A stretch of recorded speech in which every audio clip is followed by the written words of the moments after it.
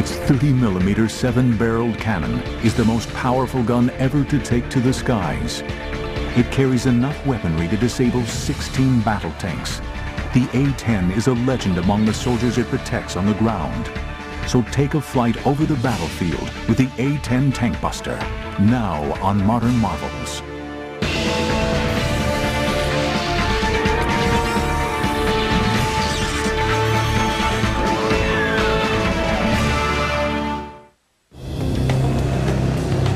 Throughout Operation Iraqi Freedom, the A-10 Warthog was the most well-known and feared plane in the U.S. Air Force. I think it was the best equipped Air Force and Army ready to fight that we could have. Its ability to work in close support with ground troops, to take out enemy positions and tanks, and to act as a spotter plane made it a linchpin in the victory over Saddam Hussein and his regime. We're kind of like the insurance guy up there, or the 911 force. When they need help, they call. And that's who they expect to be there. But for the vision of a handful of men, this aircraft was almost never built.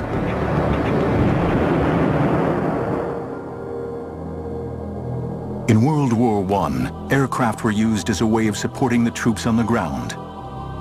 In facing down resistance, the planes were called in to either bomb or wipe out the enemy. Close support in cases of mobile warfare, of moving fronts, of fast-moving combat, whether it was retreat or advance, close support was overwhelmingly important. In those situations of battlefield chaos, where it's very hard to get good artillery support, suddenly airplanes become overwhelmingly important and overwhelmingly effective.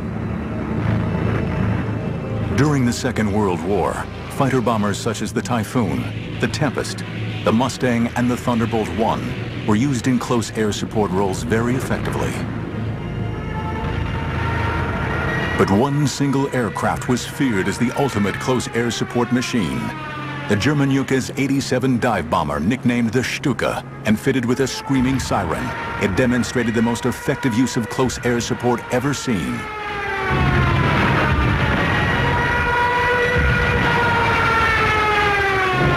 This was a time when the Germans were enormously outnumbered by the Russians, and yet having extraordinary successes against very heavy, huge Russian tank forces. And a key component of that were these Stukas, of which the most famous unit was led by Colonel Rudel, who was the most decorated pilot of World War II.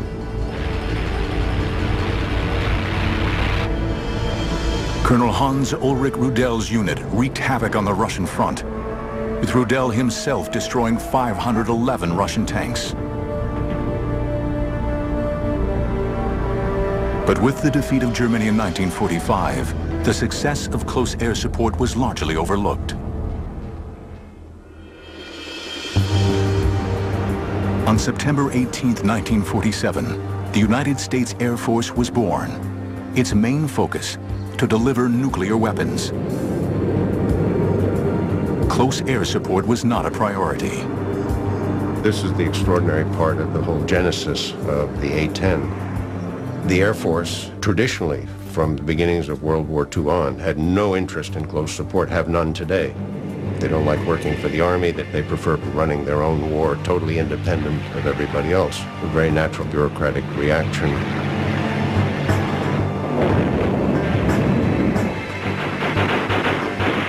During the Vietnam War, the Air Force had to rely on aircraft such as the A-1 Skyraider to protect its ground forces. But what was clearly needed was an aircraft specifically designed to carry large bomb loads, absorb heavy ground fire, and fly for long periods at low altitude over the battleground. Taking the initiative, a group of highly skilled engineers at the Pentagon came up with the specifications for a close air support aircraft, with the hope that the Air Force would eventually see the light. We designed the airplane based on the close support done by these A-1 pilots. We used the experience of the Germans on the Russian front with Stukas, and we actually interviewed Colonel Rudel, who was still alive at the time. We used his experience very heavily in the design of the airplane, and we tried to shape an airplane that was directly useful in specifically support of Army troops in the field. A first in aviation history, the Air Force eventually initiated a competition for an aircraft to be specifically designed for close air support. When the request for the proposal on the A-10 came in, I immediately was assigned to work on the aerodynamics of that. Fundamentally, she was to be a close air support airplane, which was capable of knocking out heavy tanks, as well as operating from an unprepared short field of 1,500 feet. Fairchild-Republic took on the challenges of designing an aircraft unlike any ever built. The winning design would be a stable, straight-winged aircraft to allow for excellent lift and maneuverability. This combined with the General Electric's TF-34 turbofan engines, which would give it a high thrust for takeoff, and a low fuel consumption to enable the plane to have loiter capabilities essential for the role.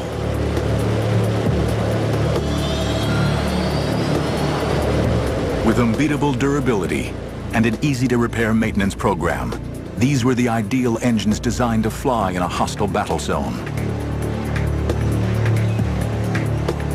But for the Fairchild team, the challenges became apparent immediately. The typical way to build a jet airplane, and the reason that all jet fighters are impossible to use in this close support mission, because they all have fuel wrapped around the engine. Once you have fuel wrapped around an engine, a .22 rifle will kill you. One of our very first design rules was the fuel had to be someplace other than the engine. Not only was the fuel safely stored in the fuselage away from the engines, the fuel tanks also had unique built-in fire suppression capabilities.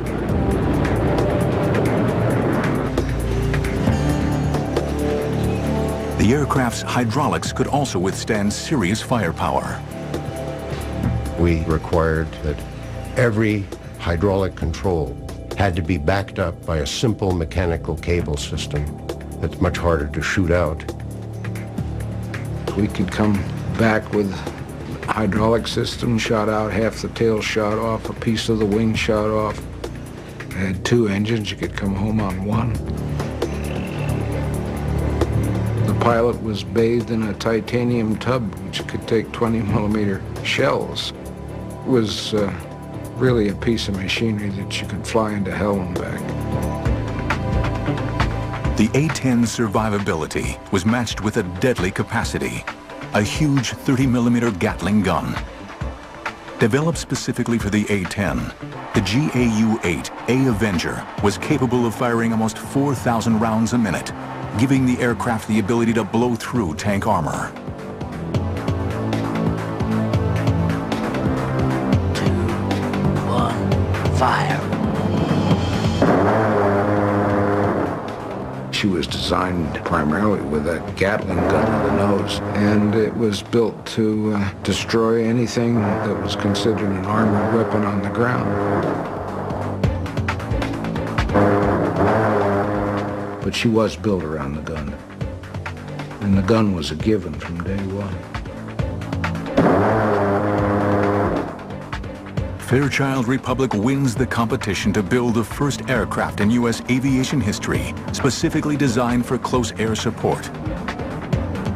But before the Air Force will give the go-ahead, they want hard evidence that the aircraft and the gun can perform well together. The need would spark a series of simulation tests unlike any ever produced. Little did its designers realize, these tests would change the future of aviation history. The A-10 has a false canopy painted on the bottom side of its fuselage. This is done to confuse the pilots of enemy planes during air-to-air combat. Modern marvels will return in a moment. After a heated competition, Fairchild-Republic has produced the ultimate piece of machinery to perform the role of close air support. But the Air Force was reluctant to go into production until they have seen for themselves that the aircraft can fulfill its very specific combat role. In a series of amazing tests, the A-10 and its remarkable gun are put through their paces in an effort to create a full-on Cold War battle scenario. We had secretly assembled what we proudly boasted at the time was like the third or fourth largest tank army in the world. Over 300 Soviet tanks from all over the world, off junk heaps and whatever, out in the desert outside Las Vegas. So we ran a program with A-10s, with a gun installed, and with the current ammunition as it was going into production. She had a very strange sound to those engines, very characteristic, and to this day, every time I hear it, I look up, because I know it's my bird. We knew what she'd do, and she didn't disappoint us.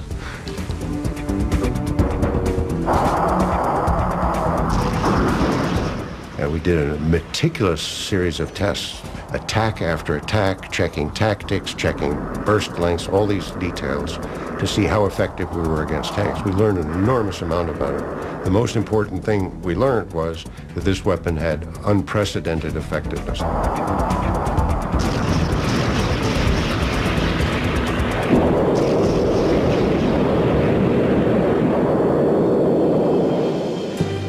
During the Cold War, the threat of Soviet tanks advancing on Western Europe was at times a very real possibility. The Air Force finally gives the production of the A-10 the go-ahead. It was now ready to face a specific enemy. With its highly accurate weapons delivery platform, it was the ideal machine to defend against Soviet armored supremacy.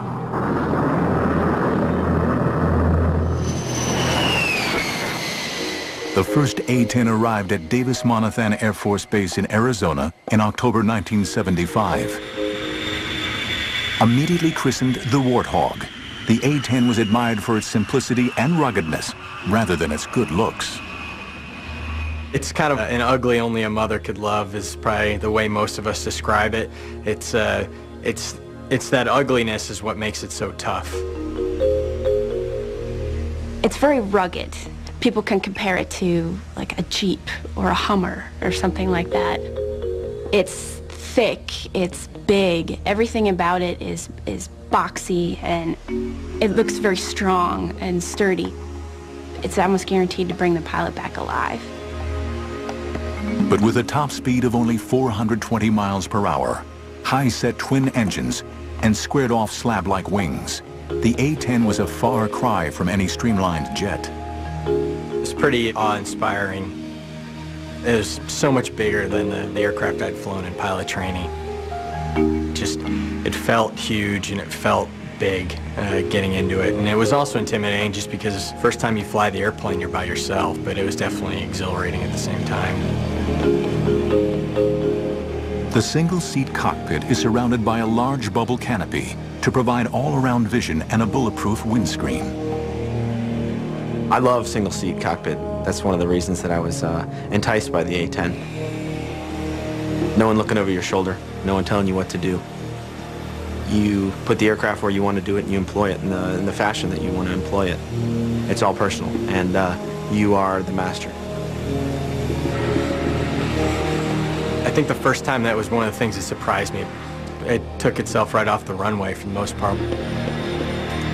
Once it hits the speed it wants to fly, it just lifts up and away.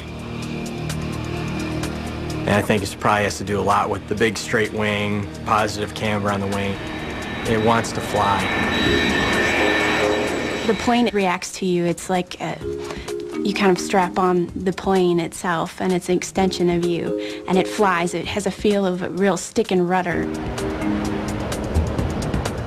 The A-10 is known for its tight turn radius, so it can turn on a dime. You can even look at the ground as you're turning, and it looks like you're just turning in space.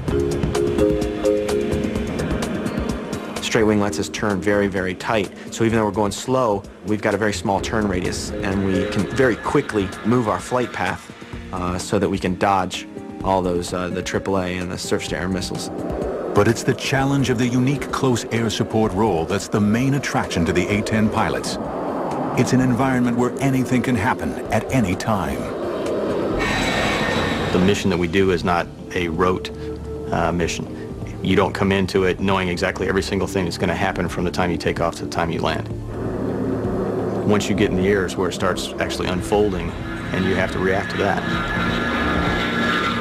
You hear American voices on the radio screaming because they're taking fire and that there are people dying. Their artillery can't get the enemy. They call in the A-10s. Flying of the airplane has to become secondary. Now you're trying to employ the weapon system, and that's where it gets complicated. We get maps spread out in the cockpit, and we're still trying to talk on the radios and keep from getting shot at.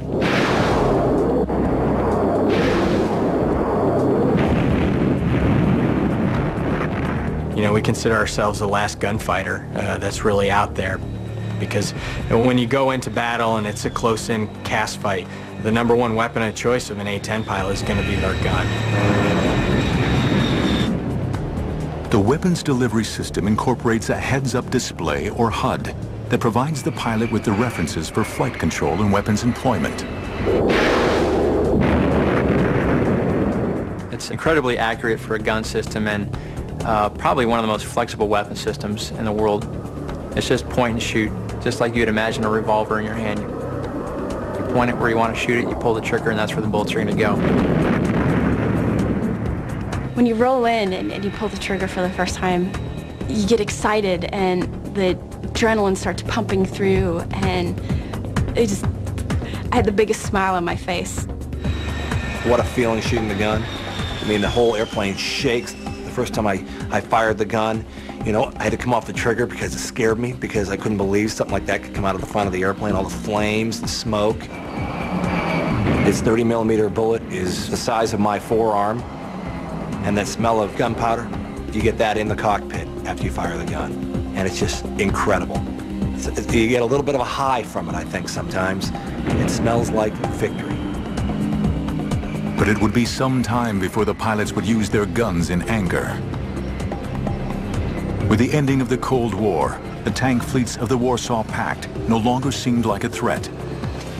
And the U.S. Air Force plans to withdraw the A-10 fleet from service by the 1990s. But with a serious situation brewing in the Middle East, all that is about to change. The Warthog was about to play a key role in bringing down one of the most destructive individuals in history. Fuel for the A-10 is held in a self-sealing compartment that's protected by internal and external foam. This holding cell will automatically repair itself if hit by a bullet of up to 23mm in size. Modern marvels will return in a moment. In September 1980, Iraq invades Iran, beginning one of the longest and most destructive wars of the 20th century.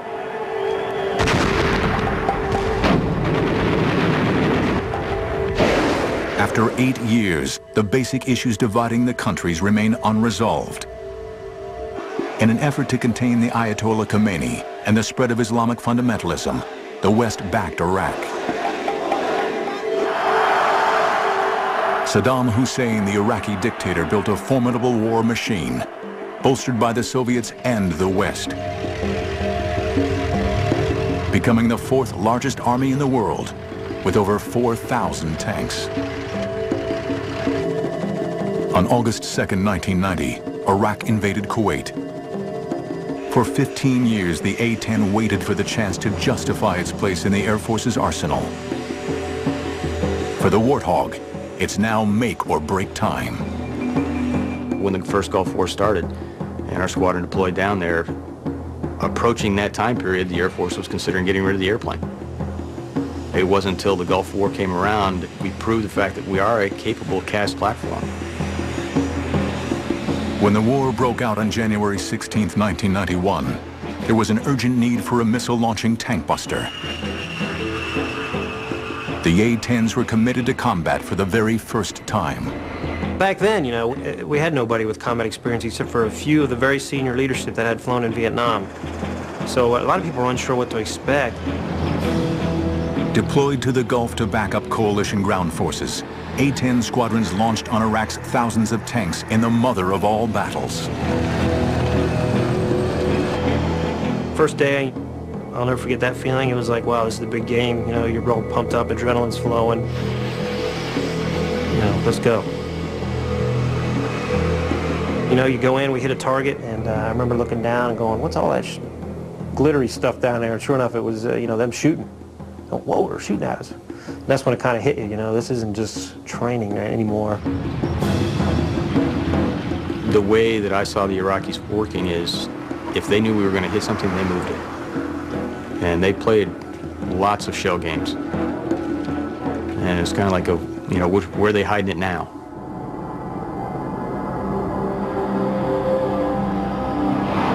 By February, the coalition air forces appear to be dominating the skies, and the A-10 is seemingly invincible.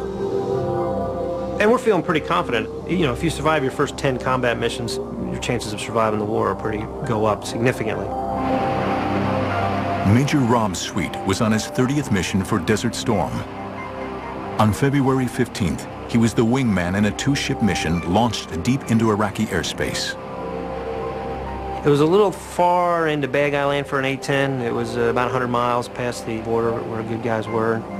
And my flight lead, who was obviously a lot more experienced and wiser than I was a little concerned about the mission. With the Iraqis' ammunition running low, Saddam's forces were being more selective about their targets and sought to maintain a higher strike rate.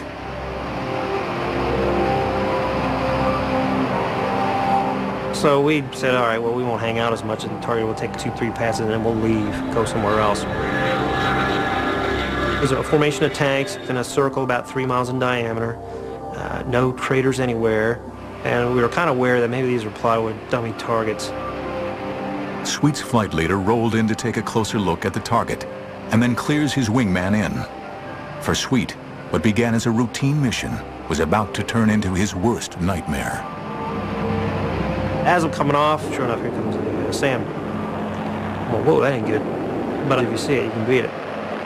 So I saw it, put out some chaff flare, I kind of pulled around it, and it missed, sure enough. But it was close. In fact, that is as close as I'd ever been come to getting hit by anything. So I went from being, whoa, that scared the living daylights out of me, to losing my professionalism somewhat and getting really pissed off at this guy for scaring me. So he was going to die for doing that. As I was rolling in, you know, I felt a loud bang in the airplane, and I went, ooh, that isn't good. And I looked back, and I didn't like what I saw.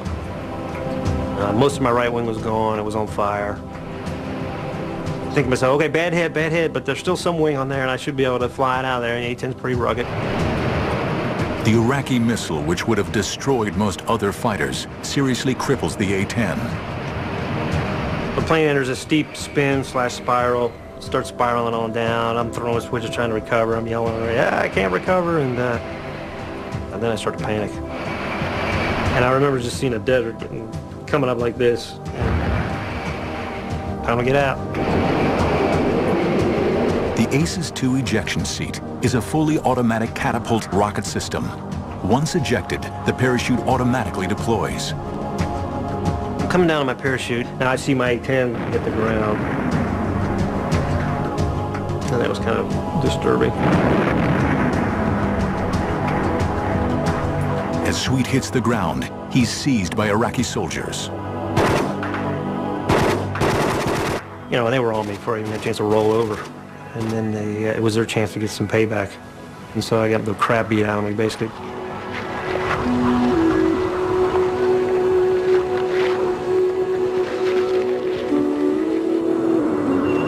He's taken away to a command bunker and interrogated. I thought I was going to get shot at any moment, you know. It took me about 3 days to figure out, hey, they weren't going to just arbitrarily execute me. It was worth something to them, propaganda or intelligence or something. In March, Major Rob Sweet is eventually released as part of the prisoner release program. This is when I found out what happened to my flight lead. After I had been shot down, my flight lead had been shot down. And it turns out he never got out. Lucky to be alive, he spent 4 months recovering from his ordeal.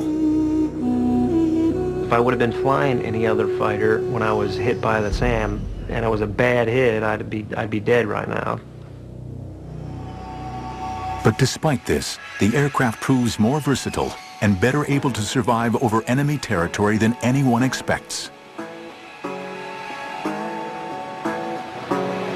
During the 40-day conflict, the A-10 force destroys 987 tanks, 926 artillery pieces, 1,355 combat vehicles, 10 fighters on the ground, and 2 helicopters shot in air-to-air engagements. The A-10 earned a new nickname, the Tank Buster.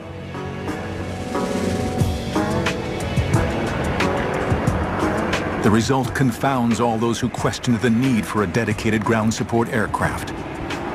Flying a staggering 8,500 missions, A-10s are responsible for more than half of Iraq's losses of military equipment in Operation Desert Storm.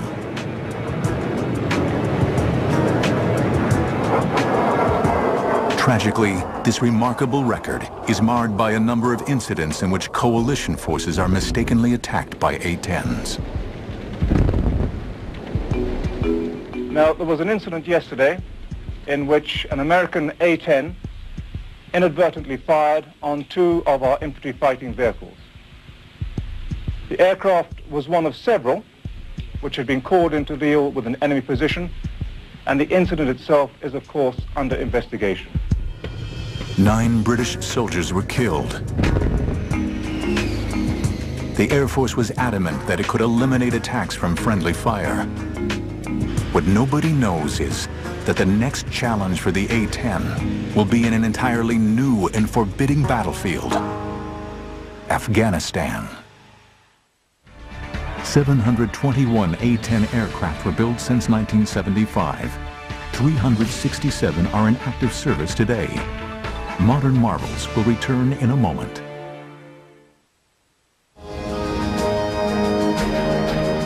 The A-10 proved itself a success in Desert Storm. But for this aging aircraft to remain integral to the Air Force attack plan, it would have to meet the constraints of an ever-changing battlefield. The A-10 got quite a few upgrades. No new engines or anything like that, but more avionics upgrades. We were able to incorporate systems that had come online, the global positioning satellite systems. The A-10 was the first fighter to fully integrate with the night vision devices. The whole cockpit is modified to use night vision goggles. We've been training with them longer than pretty much any other fighter community, and we've gotten very good at it. The A-10 is destined for a new mission. On September 11, 2001, the war on terrorism begins. Our response involves far more than instant retaliation and isolated strikes. Americans should not expect one battle, but a lengthy campaign, unlike any other we have ever seen. The Warthog strengthens Operation Enduring Freedom, spearheading urgently needed around-the-clock cover for ground troops in Afghanistan. For the crews of the A-10s, it was like nothing they had ever seen. We arrived in Bagram, reported to my commander, and I said, "Boss, this has got to be the scariest place on Earth." We really felt like you were in the middle of a combat zone, and we were. The A-10 is the ideal aircraft for the Afghanistan battlefield. The jet is versatile enough to navigate mountainous peaks and deep valleys, while also patrolling and pinpoint attacking their targets. It wasn't bad flying over the mountainous terrain. The bad part was if I ever had to get out of the airplane, there's a lot of snow down there. That's not a good place to be. Going from a nice warm cockpit down into the snow is not an idea that I want to have to fulfill. The airplane, higher altitudes than what we normally would fly, just because of the heights of the mountains over there. We were able to go places that the other fixed-wing assets may or may not have been able to get in very well. And we definitely went places that the helicopters couldn't get in.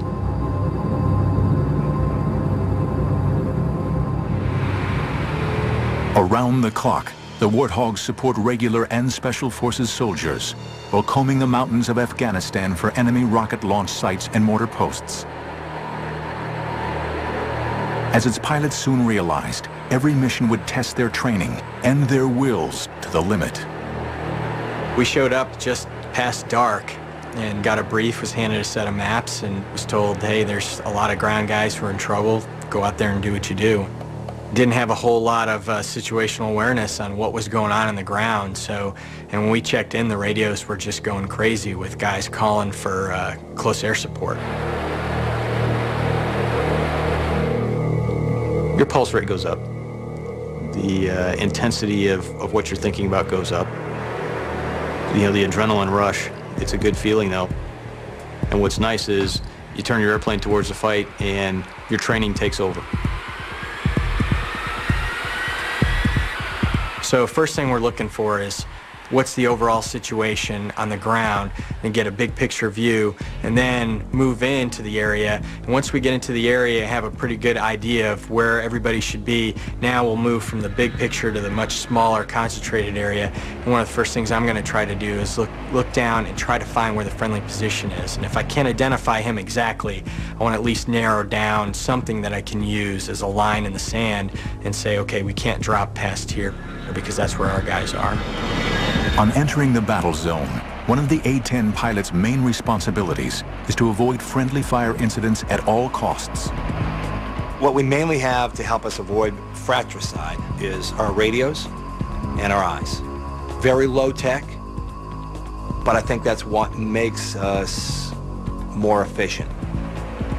Yes, we have a global positioning system that helps us figure out where we are. And we have night vision goggles that find out what's down there. But when it comes time to find out where the target is, yeah, we got to use old-fashioned Mark I eyeballs and our hands to think about where that is, because without that, we couldn't do our mission. We went in there, and the night vision goggles were really hard to use because the sun had set, but it wasn't low enough where we were getting a lot of brightness coming from the west. So it was really difficult to use the NVGs. There was no moon illumination, and we're in this very harsh terrain that I've never seen before. A team of observers down on the battlefield work with each pilot to guide the aircraft to its target. The Terminal Attack Controller, or ETAC, works for the Army and is responsible for ensuring that the A-10 pilot identifies and attacks the correct target while minimizing the risk to friendly ground forces. We pass them a situational update, an area update on what's going on in the battlefield. Let them know where the friendly troops are, what the situation is of the enemy, and they kind of give them a heads up of what the threats are in the area. We'll pass them all that information, they'll copy it down, they work their little magic in the cockpit. The A-10 is linked to the ground commanders by an Army radio network, which distributes data throughout the battlefield. He said, hey, here's where we are, and I need you to put some ordnance down 700 meters from us, which, that was eye-opening. And so we took that distance and rolled in and put a couple of 500-pound bombs down, and it immediately quieted the target area. It's kind of like a large dragon breathing fire. That's what I could see, it sounds really loud. Like a dinosaur, really, raining lead from the sky.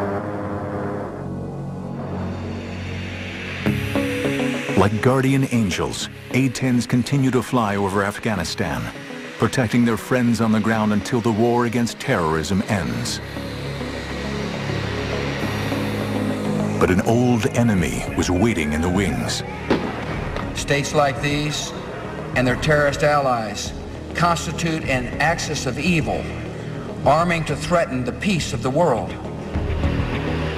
The need for the A-10 would reach its climax in March 2003. Saddam Hussein's horrific regime is reaching fever pitch. This time, it would take an army with the A-10 on the front lines to bring him down. An A-10 fighter is still capable of flying with 10 feet of its wing missing and half of its tail gone. Modern marvels will return in a moment.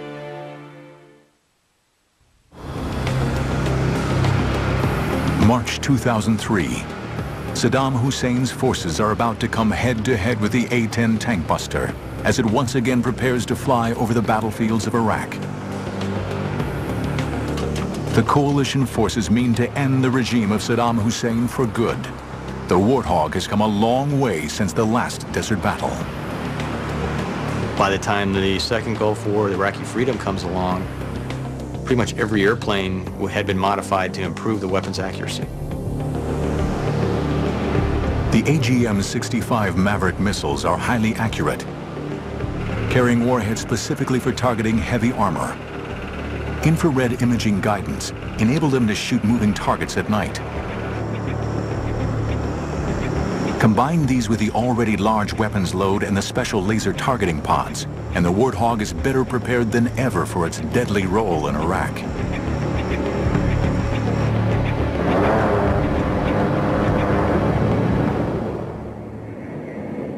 Flying from the seized Talil Air Base in southern Iraq, A-10s fly numerous missions as coalition forces launch one of the greatest military assaults since World War II. The assault of Baghdad. For the A-10 crews, it would be the challenge of a lifetime. We were flying up towards Baghdad. We were excited to go up there, but the hair on the back of our necks was standing up, and your heart was beating really fast. I actually said a lot more prayers stepping into the cockpit that day. There's all those different emotions running through your mind, and you're saying, please, let me do what I'm trying to do and do the right thing. Calling the Warthogs to their targets is another essential member of the ground command team, the Forward Air Controller, or FAC. A-10 pilots take turns to carry out this job, using their specialist knowledge of the mission in the air to coordinate with the soldiers on the ground. We go to a battalion and we speak Air Force to the Army. We make sure the no fratricide occurs. Air Force doesn't shoot the Army, Army doesn't shoot the Air Force. Keep them deconflicted, but then secondary to that is make sure that those A-10s affect the battlefield for the Army. Everyone's talking, just trying to get permission to actually execute the attack. And those sound like simple questions, and this sounds like, pick up the phone, ask, but when you're asking one airplane who's relaying to another guy who's probably, 400 or 500 miles away, sitting in a room somewhere, it takes time. And, oh, by the way, every aggressive fighter pilot in Iraq at this point is making the same phone call, trying to get permission. Thanks for the work, sir. You got your lead. The FAC is the A-10 pilot's first point of contact on arrival in the area.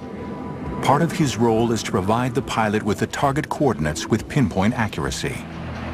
It sounds cold-hearted, but it's very systematic, They tell us the targets, we find the targets, we kill them, we report it's killed, next target. And it just goes, next target, next target. On arrival over the battlefield, the A-10 pilot often has to use basic technology to locate exactly where the target is. In pilot Eric Yehimowitz's case, an Iraqi missile site. I went down with the binoculars and was searching the target coordinates. The 6 missile launchers weren't where they were supposed to be. So it took me a little while to search the area. The Iraqis had moved them probably about half a mile to a mile away. I'm thinking to myself, okay, I don't know if that radar operator sees me with that missile, but I see the target next to it, and it was just an awesome feeling. Your focus then, all of a sudden, is into this one little area is what you're looking at. As you roll down, pilots call it the chute, or when you roll in to employ, that's it, the whole world melts into this little area. And I was able to lock this thing up and fired that missile, and it came screaming off the rail. From over 17,000 feet, the long-range 300-pound launch and leave Maverick missile travels to its target. For Yehimowitz, the seconds seem to go on forever. I'm waiting and I'm thinking, oh man, the missile went stupid. It went flying into Iran. It should have hit by now. And I'm like, oh man, I'm in trouble. It just felt like an eternity. It is surreal. You're so far up, it's hard to hear anything on the ground. You're so used to hearing the jet. It's like the white noise of having a fan in the background. But then all of a sudden, boom, just a massive explosion, and it is totally elation. Now I know I got him. You pull off, get a little more altitude, and then turn back and take a look. And it's a little fire show for you. It's just so professional, it's unbelievable. There's not a lot of hooting and hollering, and you know, it's not like Top Gun, people screaming, yeehaw. I mean, it's war, and people are dying, and everyone knows it. You know, we're sitting on the edge of our seats, concentrating that we don't get shot down for once, and then that we don't hurt the wrong people. Going in there, I said I have two objectives. One, zero fratricide. Two, affect the battlefield. And they were in that order. My #1 goal was to prevent fratricide. Knowing where the friendly forces are is paramount if the A-10s are to protect them. And losing sight of troops on the ground can lead to mistakes or deadly friendly fire. As a fighter pilot, that's our first job, to find out, is there anyone out here that we don't know about? You know, it comes down to a fight with friendlies nearby. Weapons release is going to be authorized by the guy on the ground. So you have to have that warm fuzzy, that you've got the complete picture, that you know these are friendly troops, those are enemy troops. But even with all the advantages of modern technology, relying on this alone can seriously jeopardize the troops on the ground. Yes, there are technological ways. There are also old school ways, giving a good talk on, making sure you're confirming with that aircraft that he really does see the friendlies. There's 1,000 ways to make sure that he's looking at the right thing and you all are on the same page of music. And I used every single one of them, because I'd rather drop 0 bombs and have 0 fratricide than drop 1,000 bombs and have 1 be on a friendly position.